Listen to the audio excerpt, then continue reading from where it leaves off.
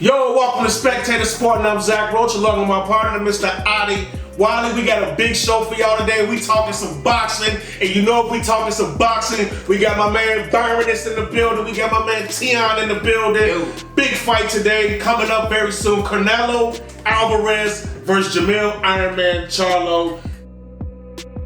As we talked off air, there was a lot of stuff, speculation why this fight is happening. I don't know if this is the most popular fight that everybody's looking for, but we got a fight. As a boxing fans, we do have a fight. So I'm gonna start with you on this, Tion. Charlo is probably gonna be a heavy underdog in this fight.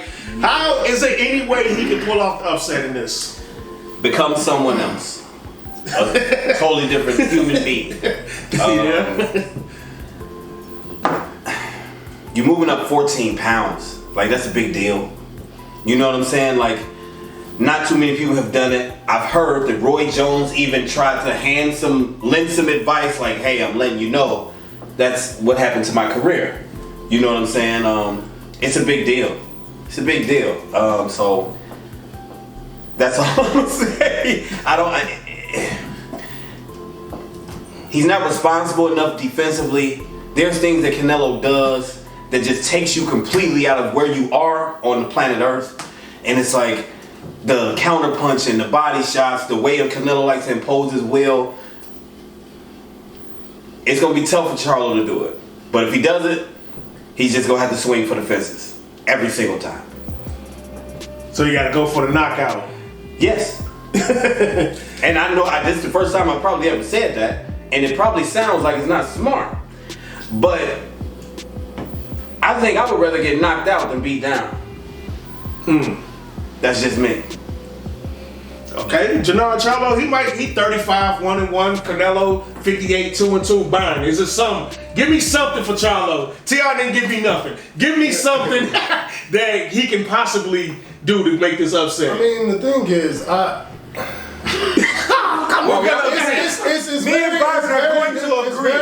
It's very difficult because if you look at the skill set of Charlo does some things very well. He has a very good counter puncher on the inside, very good jab when he wants to. But that's the thing. I don't think Charlo does one thing good, very consistent to where you can say that this is his game plan, this is how he sets up shots. He is a very good combination puncher. He will be faster. I think he'll be the faster puncher, but the thing is, I just don't see him having any pop on his punches.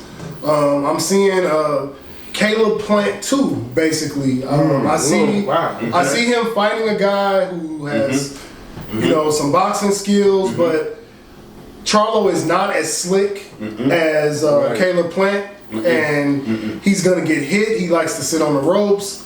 He has a lot of bad habits that I don't think you can unlearn in this scope of, being on the verge of fighting basically your biggest challenge at 154, the division that you claim to be, the undisputed king of, and, now taking on this gargantuan, seemingly impossible challenge because I just haven't seen him dominate 154 with power. And now you're moving up to a very slick, although slower, although outside of his prime Canelo. But I mean, you're gonna get hit, and that's the thing. I think this is a very WWE. This reeks of just a money play. Because it's no real big winner of this situation. Of course, there could be this monumental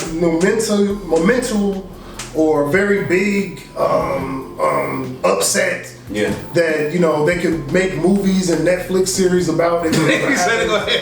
But it's just I don't see him having a skill set to pull this off, and if you look at his fights, I think a lot of people will agree that you just don't see how he's gonna pull this off. I don't see it. Well, Adi, Byron and T.I. pretty much both said there's really no chance, no way he can pull off this upset. Can you give me something for Charlo that I can look forward to fight? I can be like, you know what, if Charlo do this, this can make it happen. Yeah, okay, well, you know what? The Iron Man Charlo moving up 2 weight classes is not as crazy as many people think. Okay. The Pac-Man, he moved up 2 weight classes to get a TKO over the Golden Boy, Oscar De La Hoya.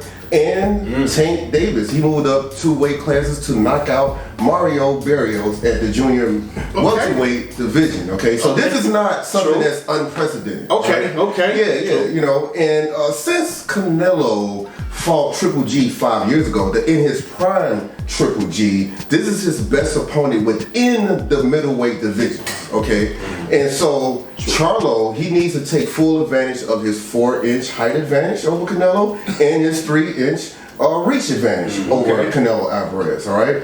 And I love the adjustments Charlo made in his rematch against the extremely tough and undefeated Brian Castano, all right? Yeah. He stayed off the ropes with much improved footwork. His elusiveness and head movements was effective, and he utilized that jab on Castano, who's only a half-inch shorter than Canelo Alvarez, all right? And so Derek James, he must preach to Jermell Charlo to keep his distance.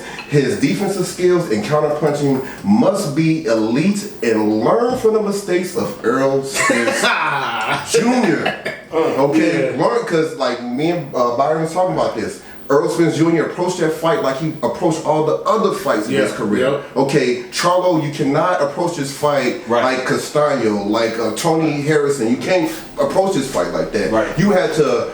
You're fighting the best fight you will ever fight in your life. So you have to fight like you never have fought before in your life. Okay, you have to do some major changes in your whole training camp. And hopefully Derek James, like a wise man, what do you do? Learn from another man's mistakes. So if they can be wise and learn from that and be more elusive and be more defensive and use that reach and that distance, he has a chance.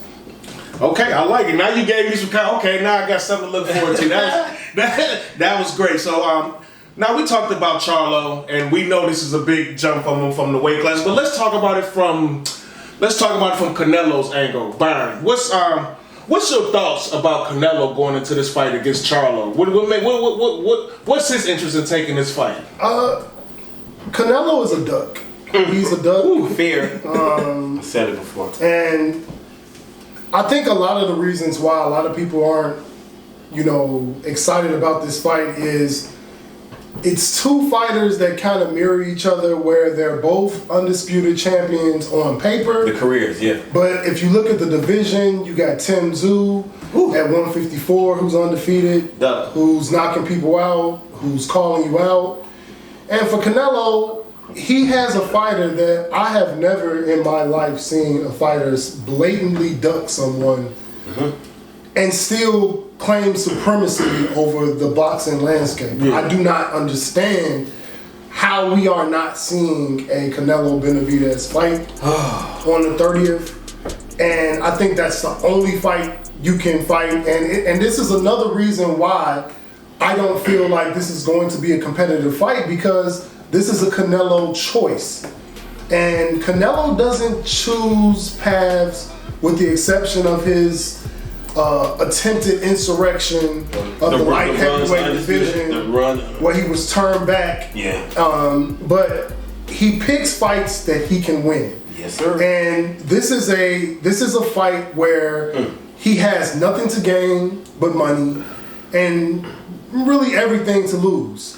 And so, but it's an opponent that he can hit.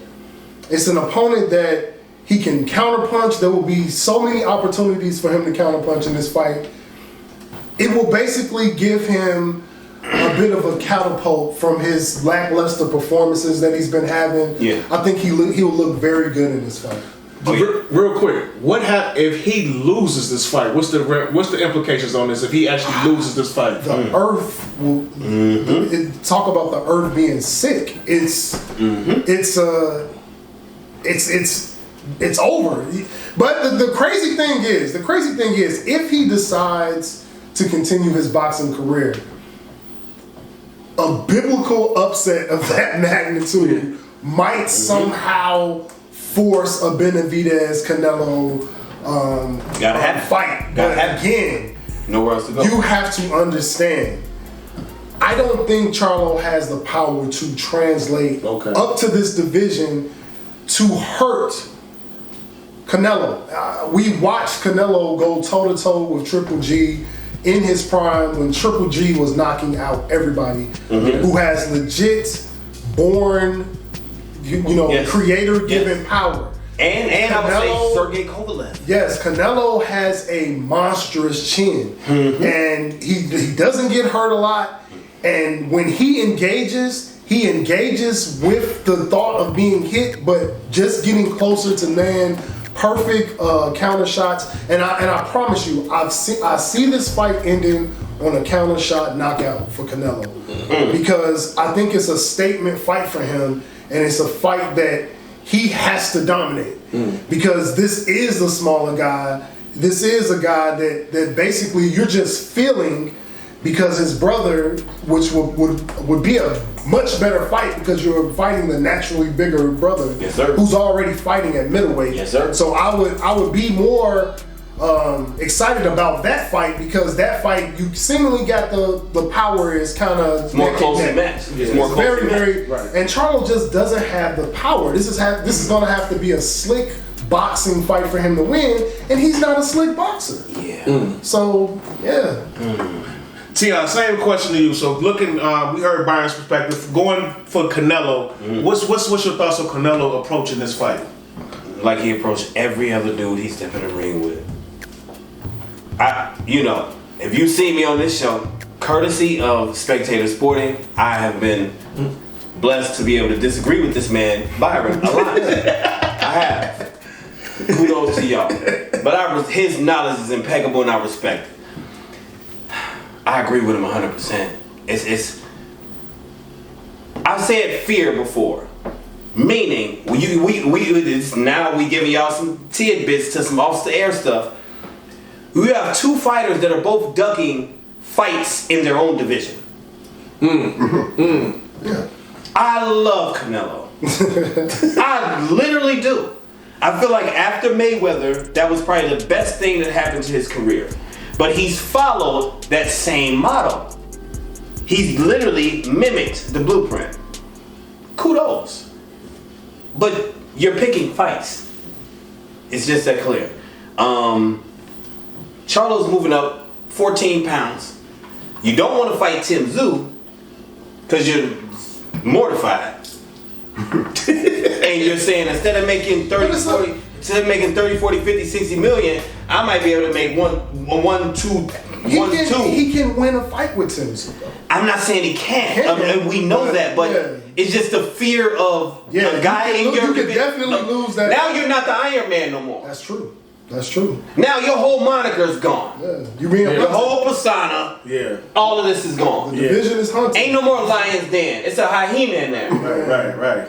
You know what I'm saying? Right. So that's the whole premise with him and with that. And with Canelo, kind of the same thing. You don't want to go fight Benavidez. Because guess what? He's not scared of you. And he's really good. I think he fights big. He has a monstrous jab. He's really good. And he is hard to hurt. And I think Canelo Prime would jump at fighting the Mexican monster. Yeah, because of the challenge. Canelo outside Prime knows that I don't think he has enough pop to get him off of him. Because Benavidez he's a zombie. He's going to stalk you for 12 rounds. Right. He literally stalks. And he's not going to stop. And so, he does not. But again, the sport is built for you to go out on your shield. Your shield, yes. But nobody wants to go out on their shield. They just want to get rich and keep it. So if I'm going to answer the question technically, Canelo's going to impose his will. Like he does every fight. Bivol was an aberration because he was arrogant enough to think that he could just move the way he wanted to move. Up and down divisions, like, no, it don't work like that. Which again, like I said, that's why Roy Jones reached out to Charlo like, hey, be careful. It is a ceiling. It is. You moving up 14 pounds, moving up 7 is already something. And coming back ain't sweet. That's where Roy got caught. Exactly. Roy got caught coming back. Be careful because if you go up there, you might realize your body might be telling you this is where we at now. Right. You can't go back now. Right. Yeah. You might be able to go 60 from 68 to 60, maybe. Right. Yeah. But it's a slippery slope. So Canelo's going to impose his will, and it's not going to be a good look for Jermell Charlo. So I'm gonna ask, just like I asked Brian, what if Canelo loses this fight though? Is that like? So y'all heard what I said to kick it off. I've disagreed with this man on camera multiple times, but today's not one of those situations. I honestly feel like it's gonna force each fighter, whoever loses, to fight the boogeyman in a division. If Jermell Charlo wins, it's different. That's a different conversation. If he loses, I think the T.I.M.E fight is a fight he's going to be motivated for because now he has to prove at 154, if that's what he decides to do, go back down. He has to try to prove at 154, I can beat everybody. I'm still the Iron Man. It's still Lions only, or Lion, whatever is going on over there. But, and if Canelo loses, first off, people are going, you know what I'm saying, riot in the streets. It's going to be a whole bunch of, it's going to be a whole bunch of Cinco de Mayo will never be the same. Like, you know what I'm saying? But I think it's going to force him to fight Benavidez. Because now it's like, okay, we've been telling you at your weight class there's somebody. Yep. We've been telling you at your weight class there's somebody. Right. You went outside your weight class and lost twice now. How about fighting your weight class? Yeah. So basically, if I'm listening to both of y'all right now, we need to be cheering for Charlo to win this fight, so we can get the fights we really want. Yeah, I mean, you can try. Yes and no. It depends on what fight do you really want. Do you want the Charlo and T.I.M.E or do you want the Canelo and Benavidez? I do not live in imagination land. And the Charlo, but That's still so we need Charlo to win this fight for boxing. But I think after this loss to Canelo, I think Charlo will be a little more selective on who he picking, and I don't think Bud is going to be on that list. I don't think so. I think it's so we need Charlo to win. I think Win or lose. He might be ducking a little. Charlo will be winning his largest purse of his career. Oh, that's right. 152 million. And you're telling 150 million. You're telling me that he will take less money to fight Zoo. Once he touches that money. Well, now you're right. No, he will have. It'll be a double. He will still be the undisputed 154-pound champion. Double payday. And Crawford has already put a bullseye on his True. Again, that is his next fight. The camera talk. And that's why this fight is. I agree. Yes, he may be motivated to win it to solidify his career, but let's be real. Big payday, win or lose. Yeah. And then another big payday on deck with win or lose. The possible winner of and no, you're right. I forgot we already. So Adi. The double payday. Adi, you know, Charlo is the heavy underdog, but let's talk about Canelo's perspective. Talk to me about Canelo going into this fight. Yeah, Canelo Alvarez has not fought below 160 pounds since he knocked out Liam Smith with a vicious rib shot 7 years ago. Damn, that's damn. He's very comfortable at this weight. But since Canelo lost to Dimitri Bivol, at the light heavyweight division, instead of going after the Mexican monster, David Benavidez, he went after an old man that's way past his prime, Triple G. Yeah, a trilogy that nobody wanted to see. All right, and so Triple G, he was 40 years old at the time. Canelo was 32. All right, so he easily won. All right, and then after that, he had despite a lackluster performance against John Ryder, he easily beat him unanimous decision. Yeah. So Canelo, he deserves all the heat and all the criticism for avoiding his mandatory challenger. He's his mandatory challenger. Right. Okay, he's been avoiding him. Yeah. All right, so he deserves all the heat for avoiding that man.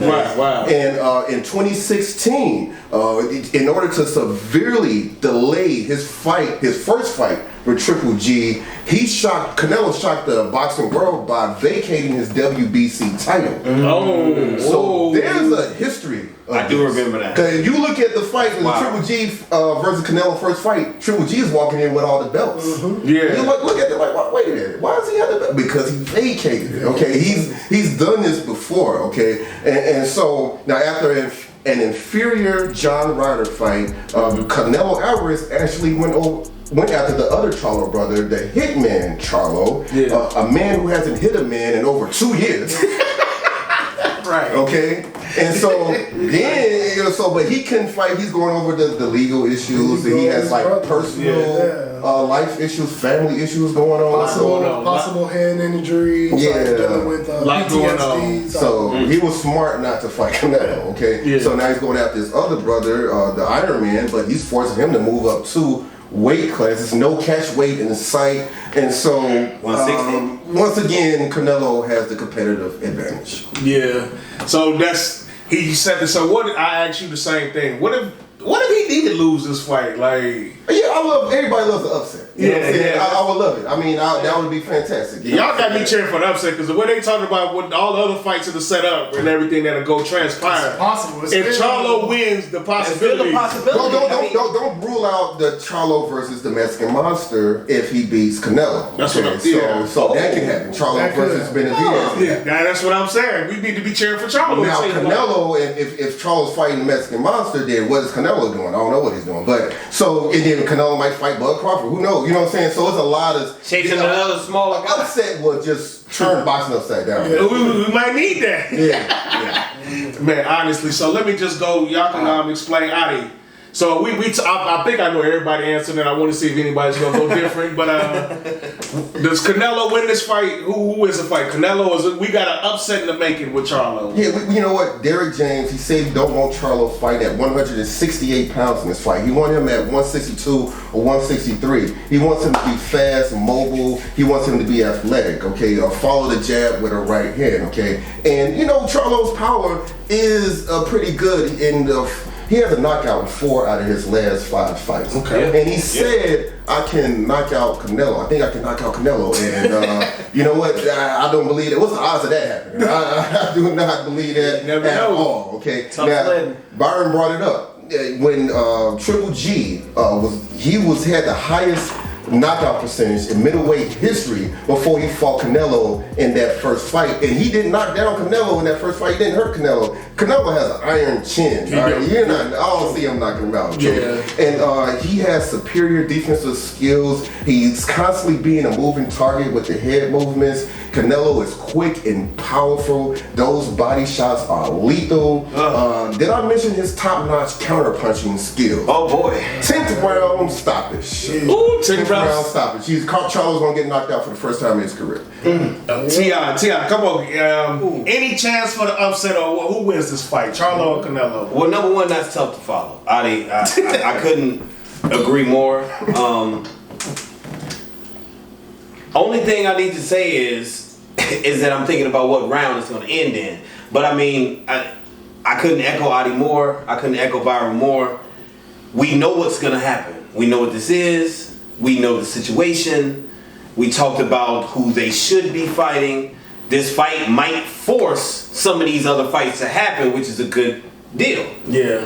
But we shouldn't have to have something like this. The catch weight I thought was interesting because we talked off camera again. Why shouldn't it be 160, Canelo? Why not me right in the middle? Right. That's fair, right? That's fair. It wouldn't have a You at 68, he's at 54. Even though he's been at 160 for 7 years. Yeah. So it wouldn't have been that big of a deal. You at 68, he's at 54. Yeah. Why not go to 160? I'm gonna tell you why when it's my time. Why not go to 160? So, again, Canelo, and this was said by the homie, Canelo knows he can win this fight. He's gonna stalk Charlo all night, and it's gonna look bad. Like, I hate to say this, I don't think it's gonna last 10. Well, it depends on when Canelo decides to push the pace in the action, like we know he really can for a full 12 rounds. Cause he will play a little bit. Yeah. He'll embarrass you a little bit, and then he'll just step on the gas. I'm saying 8.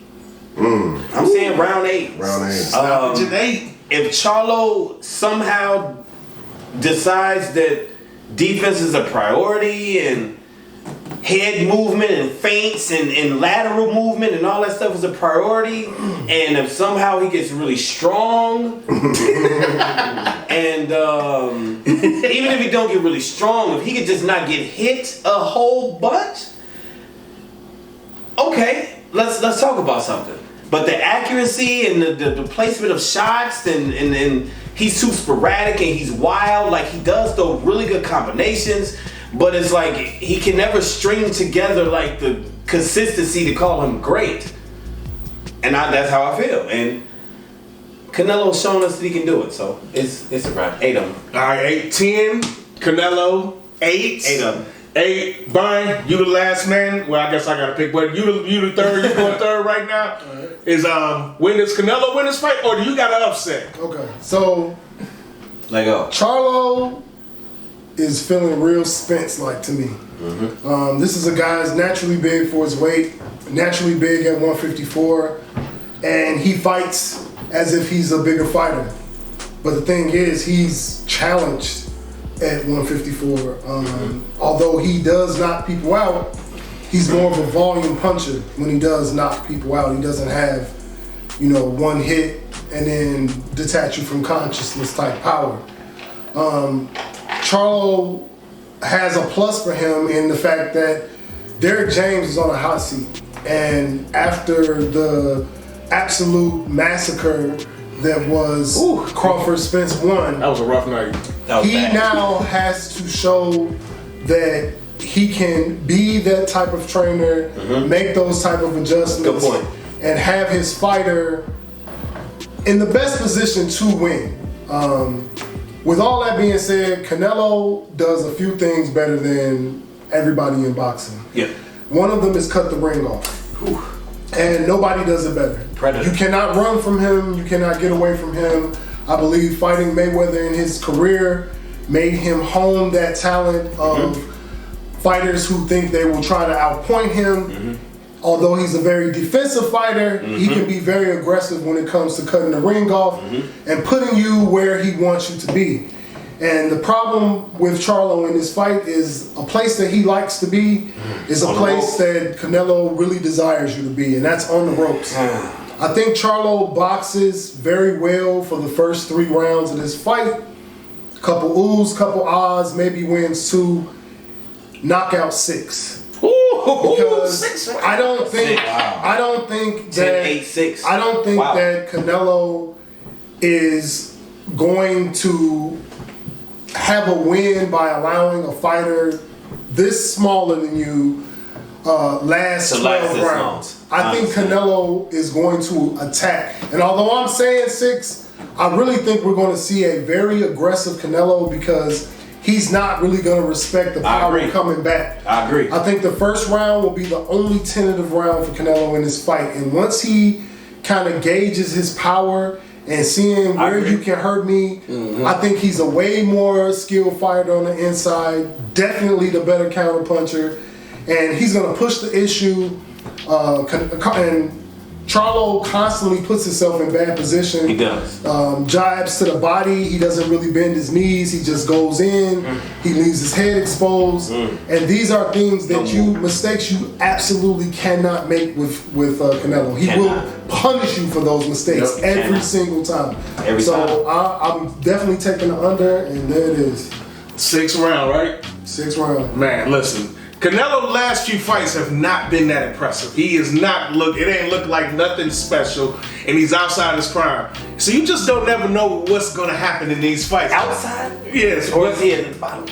I don't know, maybe the bottom. Okay, that's fair. Maybe the bottom of his prime, but he ain't Canelo through the years. And he's had some shaky fights, and he lost.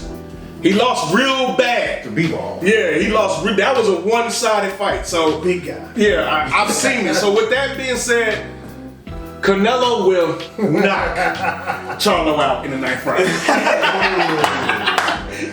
In the 9th round, look, if Canelo loses this fight, he need to retire. Listen, it's over for him. He's lost. Yeah, it might be true. It's over for him. There's no possible way he should lose this fight. So I got Canelo, too strong, too big, 9th round, guys. I got it. You've been watching Spectator Sporting. I'm Zach Roach, along with my partner, Mr. Ali Wiley. Shout out to T.I.M E, shout out to Burners for schooling us on this boxing thing. We out. Peace.